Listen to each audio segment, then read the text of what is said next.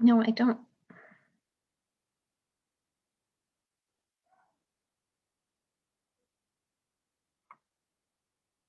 And I'm going to record it because I saw the record button. So push record. Yay!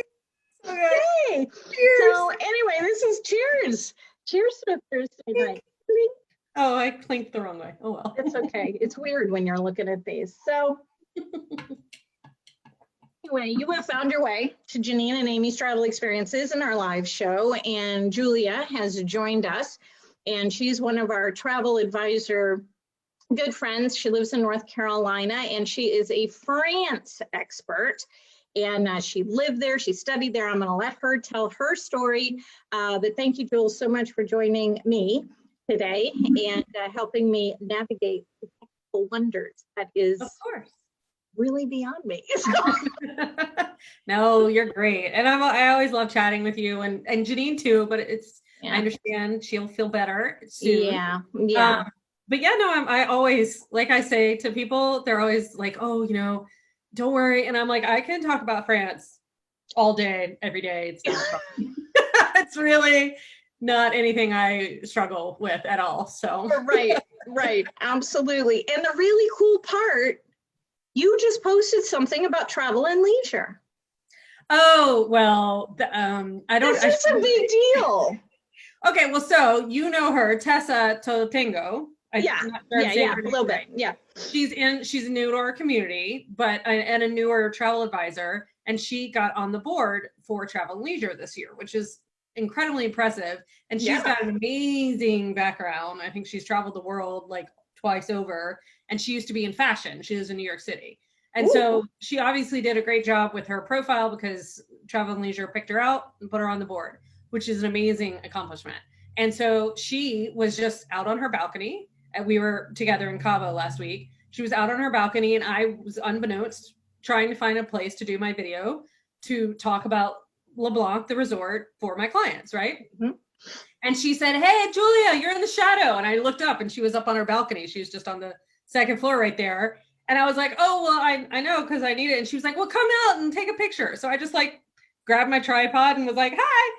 And sure enough, I think they used it, not because of me. She posted what her experiences of, or she shared with the editors or whoever, her experiences of traveling during the pandemic. And I think they used the picture, I'm guessing, is because since it was like 9 a.m, the resort was basically empty behind me. Like, so all the pool chairs. And she had a fabulous view from her balcony. So yeah, so they used that picture in Travel and Leisure.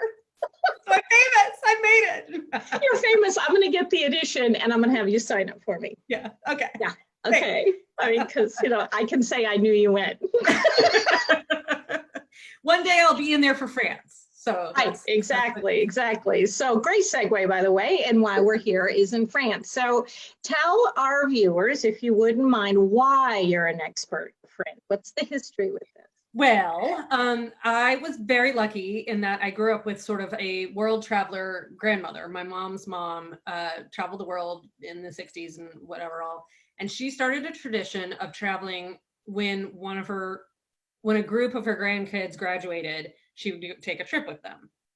And so I am 5 years younger than my sister. So even though I was only 12, when she graduated, I got to go on the trip. Ironically, my grandmother passed away that spring, and so she wasn't able to come on that trip. But we basically did London to Paris with a river cruise before river cruises were really a thing. This was back in the 80s.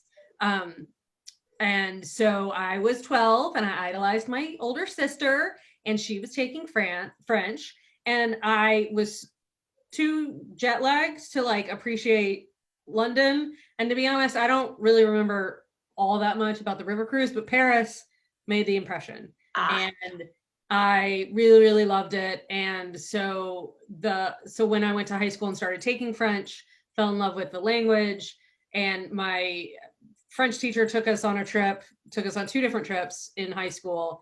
And like, she saw something in me, and she encouraged the French language. She made me like lead our class around. It wasn't the full, whoever went. I was Madame Metro. So like, me leading a group is, just, comes naturally, I guess. So it just really grew from there. And every step of my life, I've always included French. I majored in it in college and lived there for a semester in college, and then ended up in an international job in between college and grad school. And then grad school went back for French, lived there again. And it's just, I literally can't